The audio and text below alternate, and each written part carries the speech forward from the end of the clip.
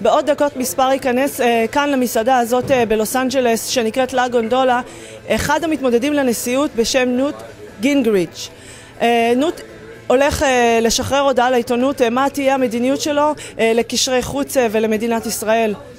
Well, I think he's great for Israel for the same reasons he's great for all the 6 billion people in the world, that he comes from a place of innovation, and he's a historian. He learned history and learned the best of history, which is what works and what doesn't. And because of that, he has a real way of problem solving. Love having your help. I love the work you're doing and your absolute commitment to Israel. My parents are Holocaust survivors. I was president of the Children of Holocaust Survivors, and we connect with Israel in a much more survival way than other Jews. Well, and that's what's, I think, also hard to get across to people. That if you're the Israeli Prime Minister, I mean, the moral burden you have to not allow it to happen is enormous. Yeah, your insider. אני ליד דיוויד סוויסה, שהוא מנהיג בקהילה היהודית בלוס אנג'לס. Hello, David. It's nice to be here. It's not the first time we meet. No, we've seen each other many times.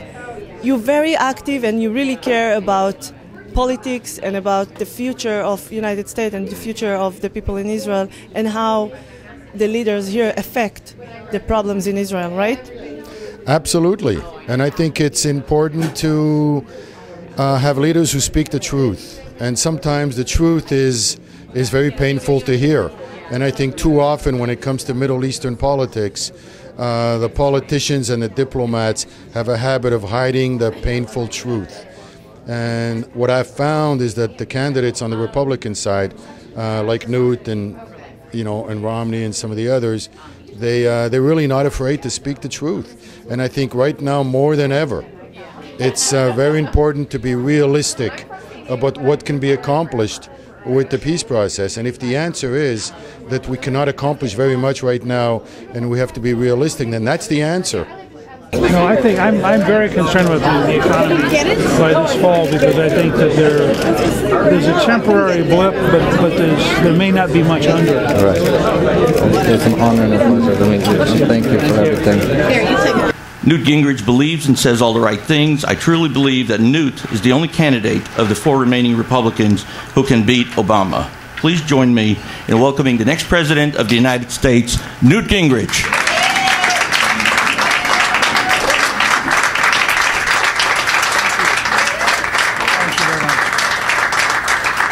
Thank you. Well, thank you all very, very much. I wanted to use this opportunity to outline what I think is a very, very serious growing challenge in the Middle East that occurs at 3 or 4 different layers. So that this will be not a simple speech, because I think the region is not a simple region anymore. And let me say that I believe that if you look at the totality of what President Obama is doing, that in many ways this may be becoming the most dangerous presidency in modern times. I think the greatest immediate existential threat, which is the Iranian dictatorship. There have been a series of articles recently that the Israelis may conclude in the near future that they have no choice except to launch a military operation designed to dramatically slow down and disrupt the Iranian nuclear system. And I wanted to take today to make clear where I stand on this, because I think this could become at any moment a major challenge. And I think that Secretary of Defense Panetta has been peculiarly unhelpful in the way he's framed it. We had, remember, the come to the table period where he was pounding the table and explaining that if only the Israelis were reasonable. No mention of the 11 missiles that were fired into Israel the preceding month. No mention of why Hamas should come to the table. No mention of why Hezbollah should come to the table. No mention of why the Muslim Brotherhood should come to the table. Totally one-sided diatribe against the only democracy involved in the negotiations. Well, now you have a similar thing. You have the Secretary of Defense saying he thinks that the Israelis might strike. He didn't then turn and say, therefore the Iranians should take down their program. And I think this is the first message to Iran. If the Ahmadinejad dictatorship is determined to move forward, it should understand that it is inviting a substantial military attack in order to stop it from getting nuclear weapons. And the burden should be on the Iranian government for having been deliberately provocative. This is, after all, a government whose leader has said openly, publicly, he wants to eliminate Israel from the face of the earth. Now, the history of the last century was, when dictators say things like that, you should believe them. And this is my message for the American people. No Israeli prime minister can morally accept the risk of a second Holocaust. Period.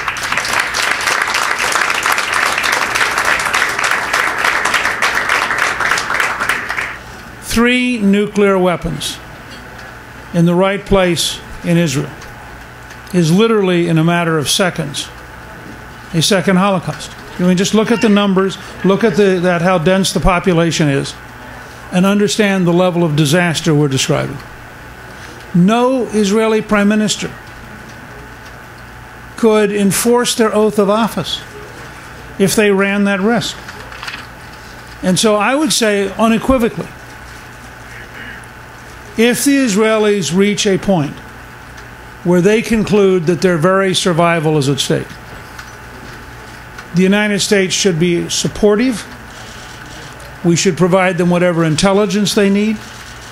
We should ensure that they are, in fact, understand that they will have sympathy for the United States, not condemnation. And we should tell the world, you cannot expect somebody who is a Holocaust denier, who is openly threatening to annihilate a state, to be allowed to get nuclear weapons, and we would completely understand if Israel decided that they had to disrupt the Iranian nuclear program, period. In addition, the United States policy should be to use every means short of war to undermine and replace the Ahmadinejad dictatorship. Our commitment should be, just as we did with the Soviet Union, to use every kind of covert operation, to use funding for the dissidents, to provide for a very intense propaganda campaign, to seek methods to further disrupt the Iranian economy, and to create the environment in which the people of Iran replace the dictatorship. We will never be safe, not in the United States, not in Europe, not in Israel, as long as the Ahmadinejad dictatorship is in place.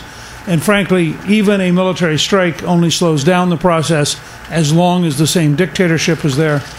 And therefore, we should adopt a policy that we are committed to replacing the regime. We want to do it as peacefully and as nonviolently as possible, but we want to become the ally and the friend of every dissident Iranian. Remember, this is a country in which only 51% of the country speaks Farsi. There are huge ethnic and complexities in Iranian society. So just to recap, in the very short run, if the Israelis decide they have no choice, I believe the United States has to back them, and we have to recognize that no Israeli prime minister can be asked to risk the survival of his country. In a longer period, we should have an explicit strategy of replacing the dictatorship in Iran. We need a national dialogue about radical Islam and the threats from radical Islamists, and we have to confront the fact that it's going to be controversial, but it needs to be said. And finally, we need an American energy strategy that is designed to use all of the American energy assets so that we genuinely once again become what we were in World War II, the world's largest supplier of energy at relatively low cost, which automatically rebuilds our manufacturing base and automatically enables the American people to have a far wider range of quality of life and a far wider range of choices about their lifestyle. I think that's the kind of program that actually allows us to once again be the leading country in the world and have a sense of confidence both about our economic future and about our national security future.